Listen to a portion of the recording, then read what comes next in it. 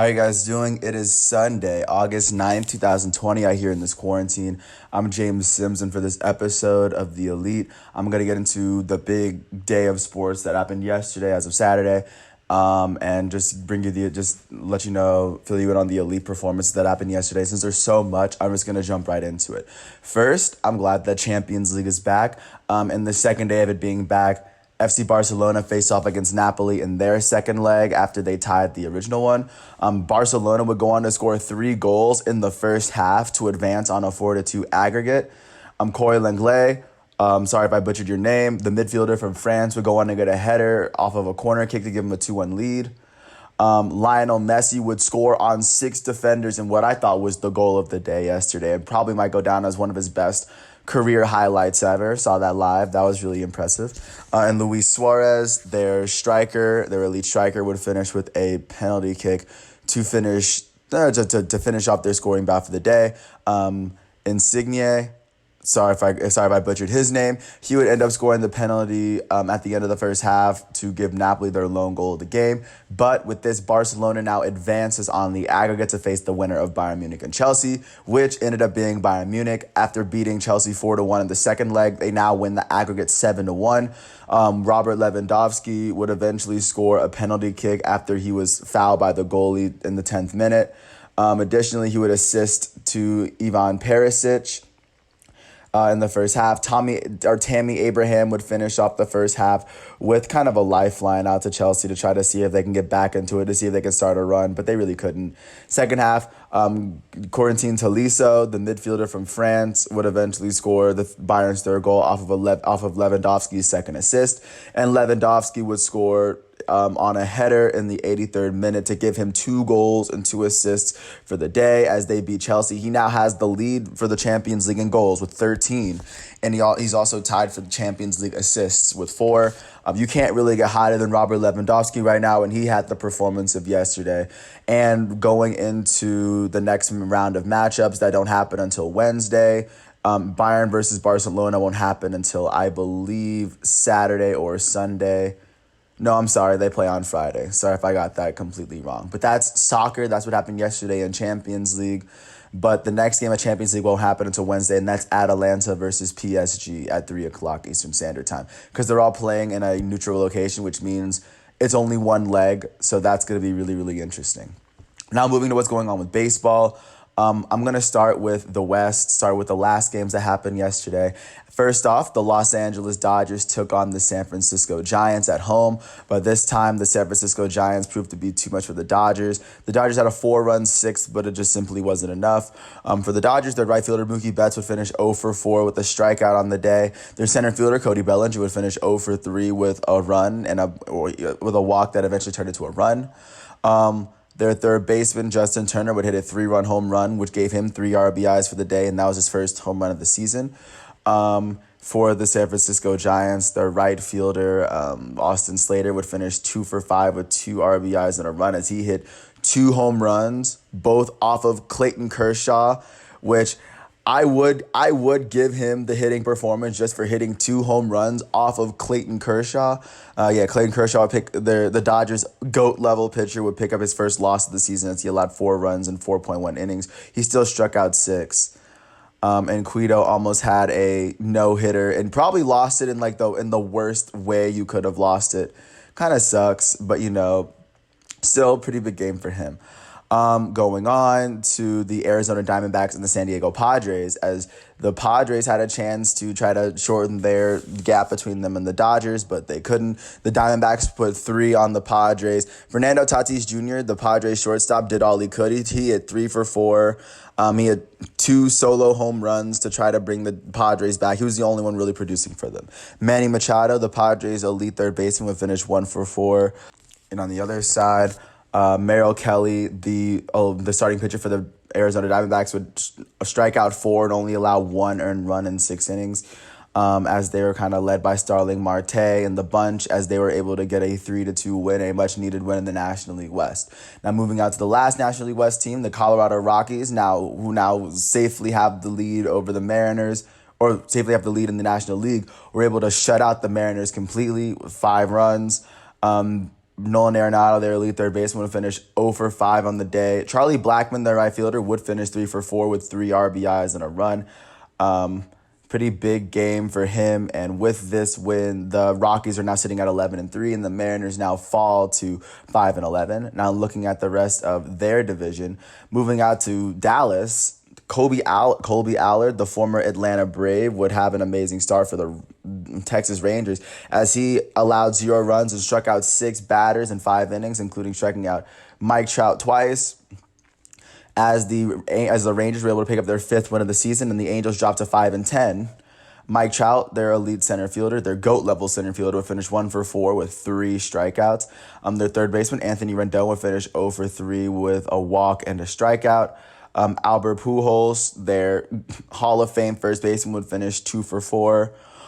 For the Rangers, their 2 RBIs would come from Joey Gallo as he hit the 2-run home run that would give the Texas Rangers the edge and the win to get their 5th win of the season. And moving out to Oakland, another big pitching performance came from Frankie Montas, who I thought had the best game of the night. He would strike out 5 batters, only allowed 2 hits on the reigning AL West champs, Houston Astros. Matt Chapman would finish 2 for 4 with 2 RBIs as he hit a home run to help the Astros gain their lead to help the Athletics gain their lead on the Astros. With this win, the Athletics are now 11-4, and the Astros now fall to 6-8.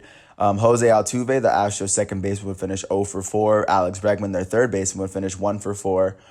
Not an amazing game from the Houston Astros, and now they fall even further from the lead from the American League West. And now moving out to the Central, first game of the day happened between the Chicago White Sox and the Cleveland Indians in Chicago. Cleveland they were able to hold Chicago to only 1 run. Big start from the Cleveland Indians starter, Zach Plesac. He struck out 7 batters in 6 innings, allowed no runs. Yohan Moncada would be the only person to score as he hit a solo home run. He finished 1 for 5 with an RBI and a run. Pretty big game for him. Going out to the Indians, their elite shortstop, Francisco Lindor, finished 2 for 5 with a run on the day. And with this win, the Cleveland Indians are now 9-7 as the White Sox are now 8-7. Much needed win for Cleveland, especially with this tight AL Central race. And then, of course, going on to Kansas City, the Kansas City Royals faced off against the Minnesota Twins and were able to beat them 9-6 thanks to a 6-run 4th inning. And there's a really big game from their designated hitter, Jorge Soler, who would finish 2 for 5 with 2 home runs, obviously.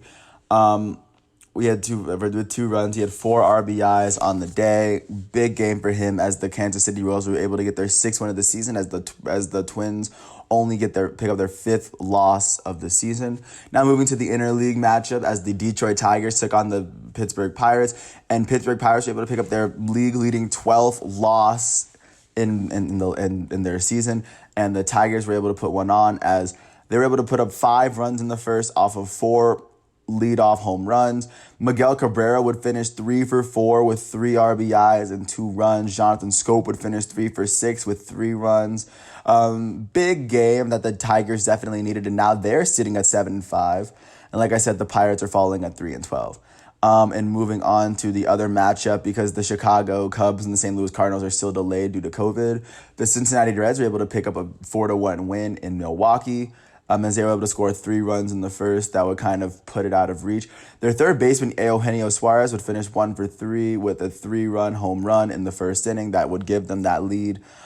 Christian Yelich, the Brewers' elite left fielder, would finish 0 for 4.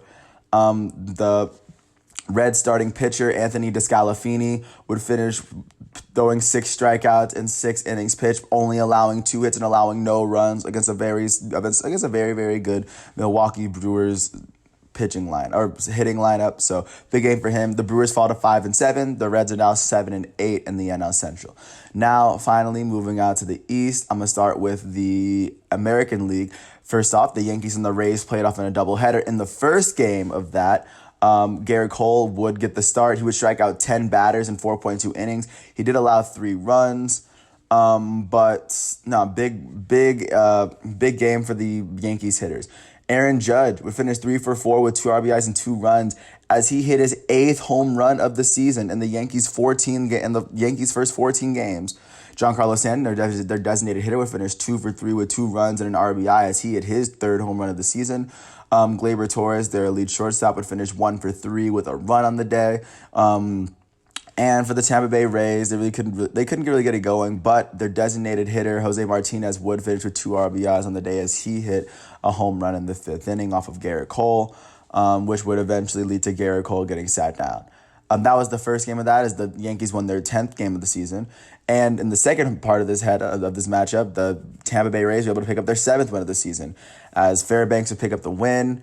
And in this game, they held a pretty big lead as the Yankees scored 2 of their 3 runs in the 7th, but it just simply wasn't enough as they lost 5-3. Aaron Judge would finish 1 for 4 on the day. Giancarlo Stanton would finish 0 for 1 with a run and then he was walked before getting subbed out. Gleyber Torres would finish 1 for 3. Big game came from their catcher, Kevin Smith. That's right, that's Kevin Smith, who finished 1 for 1 with 2 RBIs. Much needed win, but yeah, with this, the Rays are now sitting at 7-8, and the Yankees are now 10-5 in the American League East. Then, of course, moving on to Boston as they faced off against the Toronto Blue Jays, but the Blue Jays were able to drop 2 runs on them in the 7th and 8th inning to eventually give them the lead.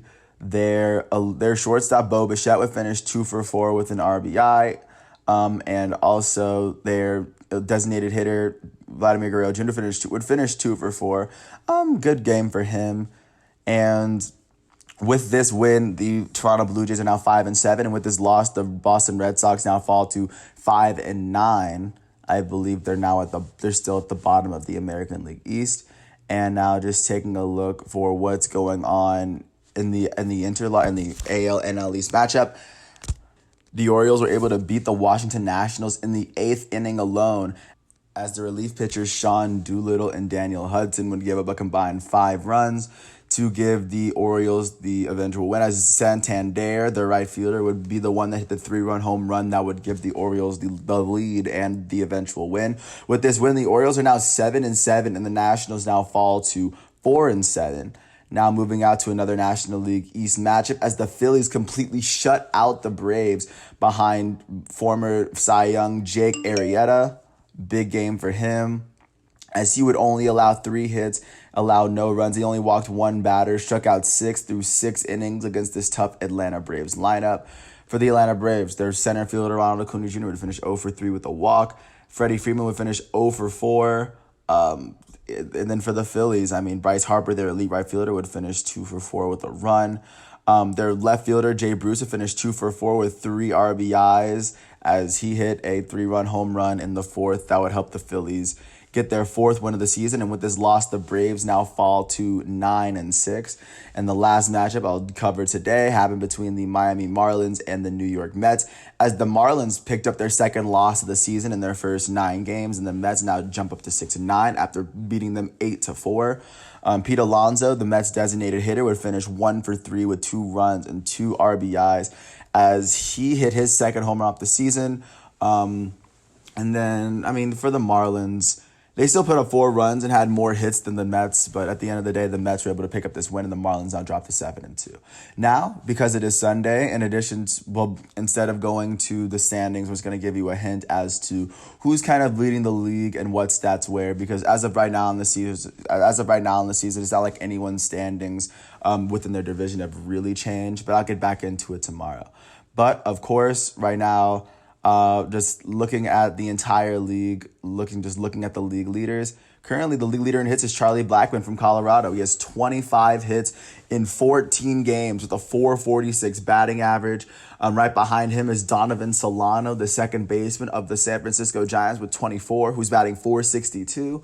And then tied for third, you have DJ LeMahieu, the second baseman of the New York Yankees, Kyle Lewis, the center fielder of the Seattle Mariners, and Salvador Perez, the catcher from the Kansas City Royals, all with 21 hits, all off to amazing starts this season. Now as we transition to runs, who's actually touching the plate, Aaron Judge, the right fielder from the New York Yankees, Fernando Tatis of the San Diego Padres, and Mike Yastrzemski, the center fielder from the San Francisco Giants, are all tied for the lead with 14 runs on the season. Pretty big season for all of them, and it's good that they're doing this so far.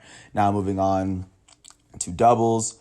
Currently, Michael Franco of the Kansas City Royals, Jose Iglesias of the Baltimore Orioles, J.D. Martinez, designated hitter from the Boston Red Sox, Donovan Solano, second baseman for the San Francisco Giants, and Christian Walker, first baseman from the Arizona Diamondbacks, all tied for the league lead with 7 doubles on the season.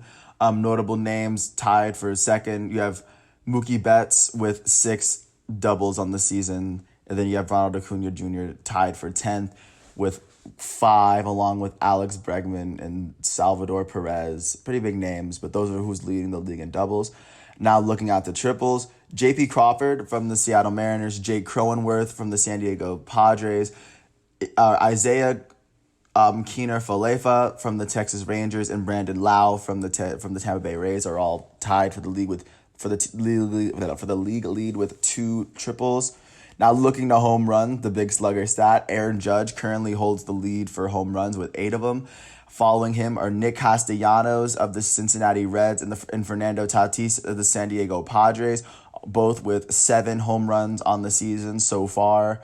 All 3 of them have played 15 games, and it's crazy that Aaron Judge has hit 8 home runs in 15 games. Now going to the RBI leaders, of course, Aaron Judge being the home run leader leads the league in RBIs with 19.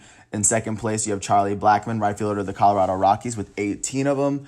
And then tied for third, you have Nick Castellanos of the Cincinnati Reds, Nelson Cruz of the Minnesota Twins, and Fernando Tatis of the San Diego Padres.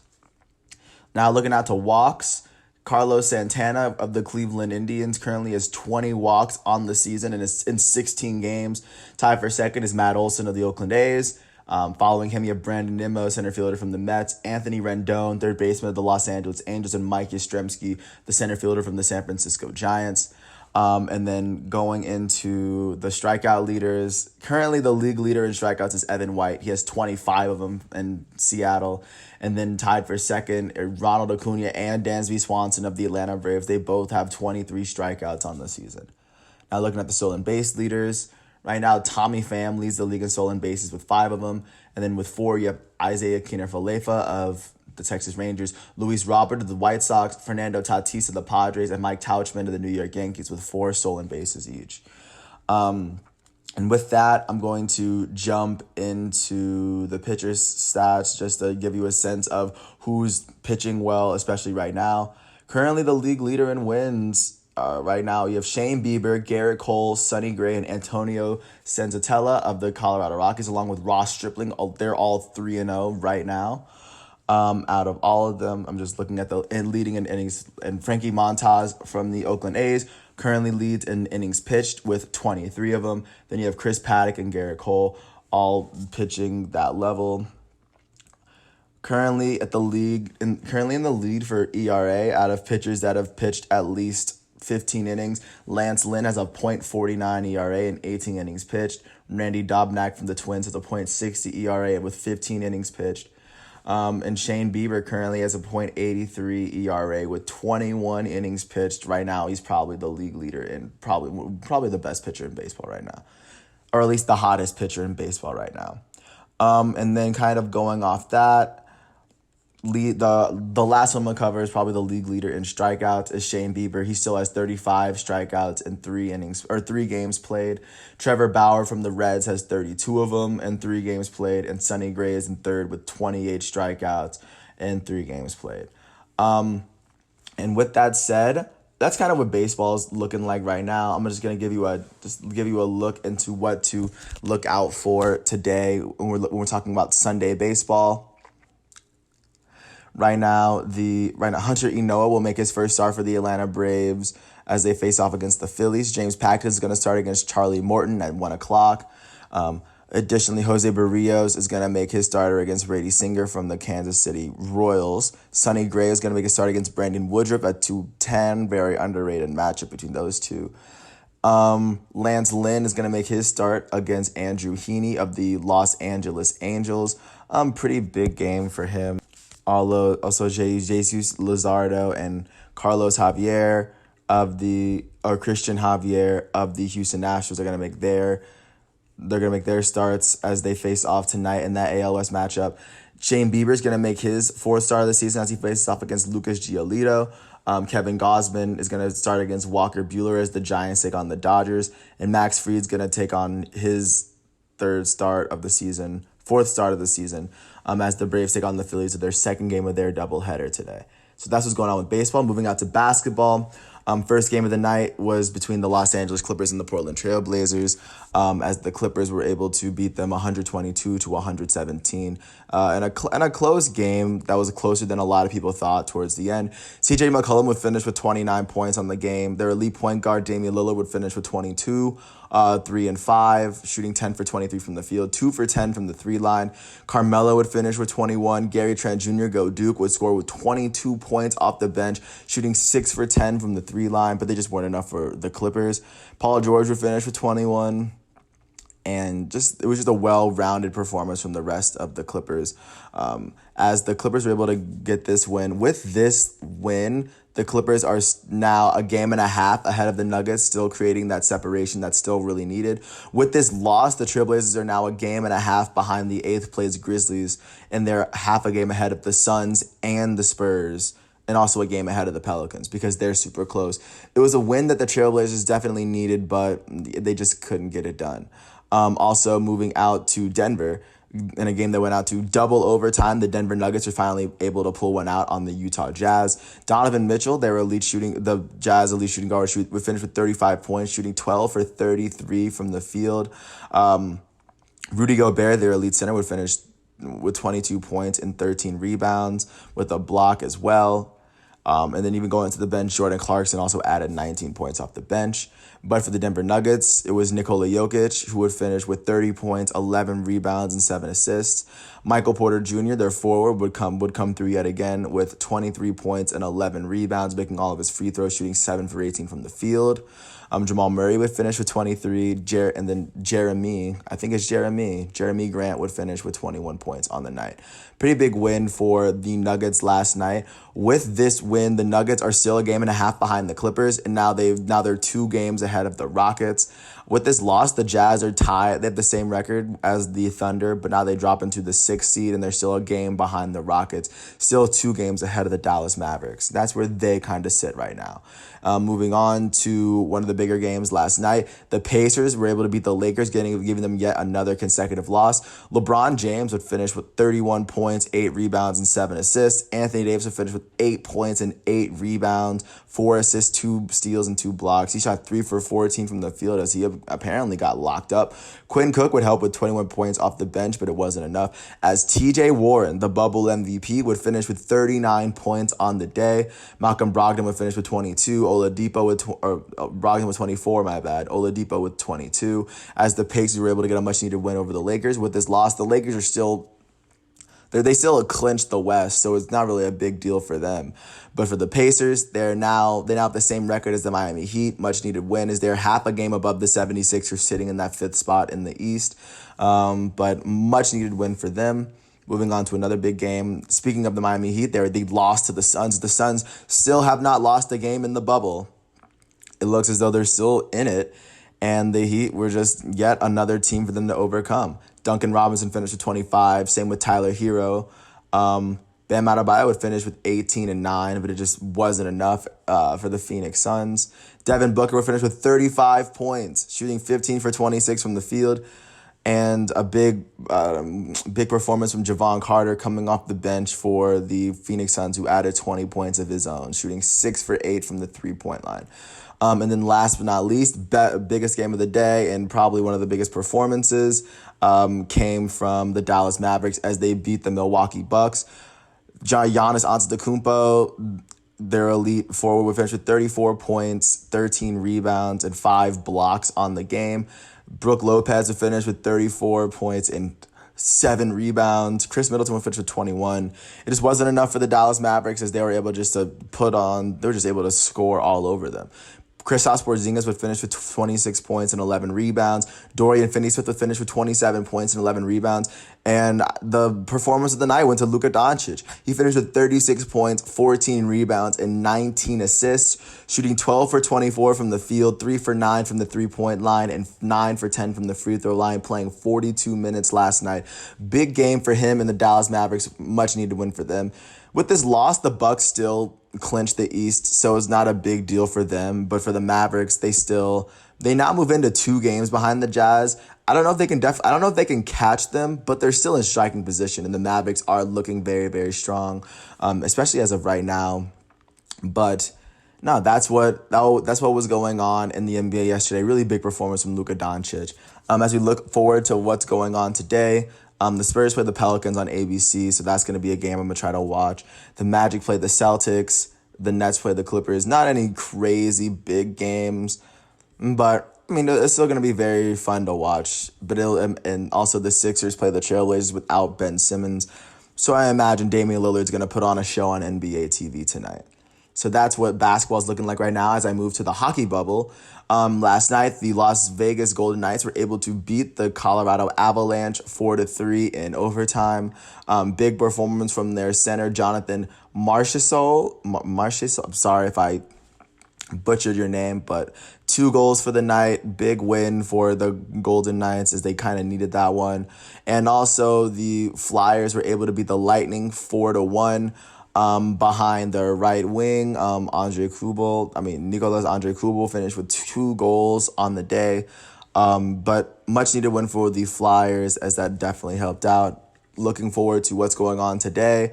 The Bruins play the Capitals in their round-robin game. The Stars play the Blues in their round-robin game. And the Blue Jackets play the Maple Leaf in their best-of-5 series because the series is tied at 2. The winner of this gets to continue on to the playoffs. And that's kind of what's going on with hockey right now. Going on to PGA. The round 3 of the PGA Championship has been completed. As American golfer, Dustin Johnson now holds the lead as he's now hitting 9 under par. Following him, tied in second place, are Scotty Scheffler and Cameron Champ, both of the United States at -8. Yesterday's leader, Hao Tong Lee, finished 3 over, as he's now tied for 13th at 5 under for the day. But yes, big game, big performances from Dustin Johnson and Scotty Scheffler. They both shot 5 under yesterday to get to top the leaderboard as of right now. They're probably going to tee off a little later today in the last round of it. So that's going to be a very, very big game. So if you're trying to watch this, I'd recommend watching this. And even defending champion Brooks Koepka is still hitting 7 under, and he's still tied for 4th. He's only 2 shots below, and he's the defending champion. All these guys are playing for the purse today as the final rounds start at noon today. And then last but not least, getting into the WNBA for what's going on yesterday. The Dallas Wings were able to beat the Atlanta Dream yesterday to go on to a 3-4 record behind their guard Enrique Agumbowale, finished with 24 points on the night, 6 assists. Additionally, the Seattle Storm have won their 6th game and their 6 of their first 7 games, as Jewel Lloyd would drop 20 points to help them lead, and Brittany Griner would score 20 points and 8 rebounds in their loss. Mercury fall to 4-3. And last but not least, the Chicago Sky would drop 100 points on the Connecticut Sun as Allie Quigley would finish with 22 points to help them out, as Jasmine Thomas would score 22 points in an attempt to get the Sun to try to get at least their second win of the season, but now they're sitting at 1-6. So that's what's going on with sports. That's what happened yesterday, and a lot to look forward to today. And even going along with some big UFC fights. Like, this was a very, very action-packed Saturday, especially with everything starting up at the same time. But with that, I really appreciate you for listening to this whole thing, all 30 minutes, just to give you an inside look into what's going on. I'm James Sims. Thanks for hearing me out. Peace out.